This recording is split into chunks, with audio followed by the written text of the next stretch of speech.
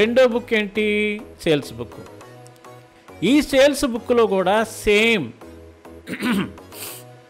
Only credit sales are recorded. అంటే అరువుకి అమ్మిన సరుకులు మరియు ఉద్ధరకు అమ్మిన సరుకులను మాత్రమే దీంట్లో రాయాలి. రెండో కండిషను, ఎసెట్స్ క్యాష్కి సేల్ చేసినా క్రెడిట్కి సేల్ చేసినా దీంట్లో రాయకూడదు. అలాగే క్యాష్ సేల్స్ కూడా దీంట్లో రాయకూడదు. ఒకసారి చదువుదాం చూడండి. Cash sales and sales of assets on cash and credit should not be recorded. Okay, next point ఏమో ఇక్కడ మనకు చూసుకున్నట్లయితే these transactions are recorded on the basis of sales invoice. ఇందాక బుక్లో మనకి పర్చేజ్ ఇన్వాయిస్ ఉంది, ఇక్కడ మనకి సేల్స్ ఇన్వాయిస్ అని ఉంటుంది. ఈ సేల్స్ ఇన్వాయిస్నే అవుట్వర్డ్ ఇన్వాయిస్ అని అంటారు. అంటే మన ఫార్మేట్లో రాసేటప్పుడు అవుట్వర్డ్ ఇన్వాయిస్ నంబర్ అని చెప్పి మనం రాసుకోవాలి. ఓకే, ఈ పుస్తకాన్ని this sales book is also known as sales day book అని కూడా అంటారు. అంటే సేల్స్ డే బుక్ అన్నా సేల్స్ బుక్ అన్నా ఒకటే. కింద ఫార్మేట్ చూడండి. ఇక్కడ సబ్సిడరీ బుక్స్, నేను ఇప్పుడు చెప్పబోయే ఈ 4 బుక్స్లో కూడా ఫార్మేటు 5 కాలమ్సే ఉంటుంది. అయితే ఈ కాలంలో జాగ్రత్తగా అబ్జర్వ్ చేయండి. Date, particulars, invoice number. E invoice నంబర్కి పైన ఏమి యాడ్ చేసుకోవాలి మీరు? అవుట్వర్డ్ ఇన్వాయిస్ నంబర్ అని యాడ్ చేసుకోవాలి. పక్కన ఎల్ఎఫ్ కాలము, దాని తర్వాత అమౌంట్ కాలం. ఇలాగా ఈ సేల్స్ బుక్లో కూడా 5 కాలమ్స్ ఉంటాయి, మర్చిపోకండి. 4 కాలమ్స్లో మీరు కనుక లెక్క చేస్తే లెక్క పూర్తిగా దాన్ని కట్ చేస్తారు, 1 మార్కు కూడా పడదు. కాబట్టి సేల్స్ బుక్ గీసేటప్పుడు 5 కాలమ్స్ ఉంటాయని గుర్తు చేసుకొని 5 కాలమ్స్ ఈ రకంగా గీయాలి. ఇక లెక్కలోకి వెళ్దాం, ఆ లెక్క కూడా మీకు ఎక్స్ప్లెయిన్ చేస్తా. Record the following transactions in the sales book.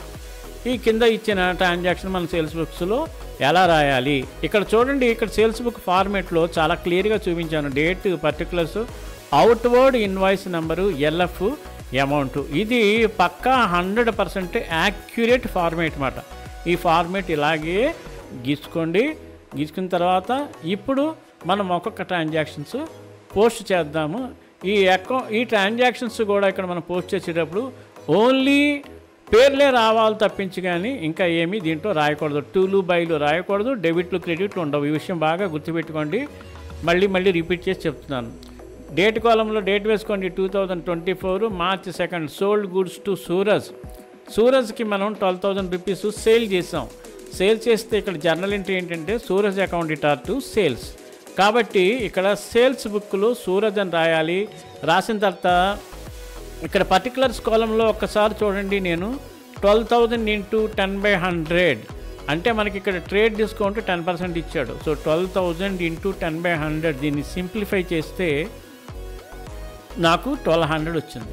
ఈ 1,200 ఏం చేయాలంటే ఈ 12,000లోంచి మైనస్ చేయాలి. మైనస్ చేస్తే అప్పుడు మనకి ఈ 10,800 వస్తుంది. అంటే డిస్కౌంట్ని డిడక్ట్ చేసి, అంటే మైనస్ చేసి, అంటే తీసివేసి మిగిలిన అమౌంట్ని ఇక్కడ వేయాలి. చాలా జాగ్రత్తగా గమనించండి. మనం డిస్కౌంట్ ఇలా ఓన్లీ అమౌంట్ మాత్రమే వేసాము. అలాగే రెండో transaction 5th one sold goods to Vikas. Date 5th అని వేసుకోండి, వికాస్ అని రాసుకోండి. అలాగే 6,000 వేసుకోండి. అలాగే 7th problem sold goods to Rajneesh. Date కాలంలో 7th అని వేసుకోండి, పర్టికులర్స్ కాలంలో రజనీష్ అని వేసుకోండి, అమౌంట్ కాలంలో 5,000 వేసుకోండి. అంటే ఇక్కడ పైన ఇచ్చిన 3 ట్రాన్సాక్షన్ నేమ్స్ మినహా మిగిలిందంతా సేమ్ ఒకే రకంగా ఉన్నాయి. రైట్, ఇప్పుడు 14వ ట్రాన్సాక్షన్కి వెళ్ళండి. 14th sold goods to rain bros for cash. For cash అంటే ఇది క్యాష్ ట్రాన్సాక్షన్ అయిపోయింది కాబట్టి క్యాష్కి అమ్మేము కాబట్టి మనం ఈ బుక్లో రాయకూడదు, దాన్ని ఇగ్నోర్ చేసేయండి. అలాగే 16th సేల్స్ అని రాసాము, ఇక్కడ మనిషి పేరు లేదు అంటే ఇది కూడా క్యాష్ ట్రాన్సాక్షనే, దీన్ని కూడా ఇగ్నోర్ చేసేయండి. Next 25th purchased goods by Rakesh bros. పర్చేజ్ని చూసి మీరు కన్ఫ్యూజ్ కావద్దు. Purchased goods by Rakesh bros అంటే రాకేష్ బ్రోస్ కొన్నారు అంటే మనం అమ్మినట్టే కదా. కాబట్టి ఇక్కడ రాకేష్ బ్రోస్ రిసీవర్ అయ్యాడు, సేల్స్ క్రెడిట్ అయింది. సో జర్నల్ అంటే ఏమొస్తుంది, Rakesh bros account debtor to sales అని వస్తుంది. కాబట్టి ఈ 25th డేట్న ఉన్న ఈ ట్రాన్సాక్షను మనకు సేల్స్ బుక్లో వస్తుంది. కాబట్టి డేట్ కాలంలో 25 వేసుకోండి. రాకేష్ బ్రోస్ అని రాసుకోండి. పర్టికులర్ కాలంలో ఈ అమౌంట్లో 10,000 వేసుకోండి. ఇప్పుడు యాజ్ ఇట్ ఈజ్ ముందు చెప్పినట్టుగా టోటల్ చేసుకోండి. టోటల్ చేసుకుంటే 31,800 వచ్చింది. దాన్ని ఎదురకుండా పర్టికులర్స్ కాలంలో టోటల్ అని రాయండి. అలాగే అక్కడ డేట్ కాలంలో మార్చి మంత్ కాబట్టి మార్చి తాలూకా ఎండింగ్ మంత్ 31st వేసుకోవడం మాత్రం మర్చిపోకండి. నేను అక్కడ వేయడం మర్చిపోయాను, మీరు అక్కడ మార్చి 31st వేసుకోండి. సో ఈ రకంగా ఏంటంటే సేల్స్ బుక్ కూడా అయిపోయింది. ఓకే, ఇది 1-2 సార్లు వెనక్కి రివైండ్ చేసుకుని చూసుకోండి. అలాగే మీ టెక్స్ట్ బుక్లో ఓన్లీ సేల్స్ బుక్ ప్రాబ్లమ్స్ ఉంటాయి, అవి ప్రాక్టీస్ చేయండి. సో డెఫినెట్గా మీకు 5కి 5 మార్కులు వచ్చి తీరుతాయి.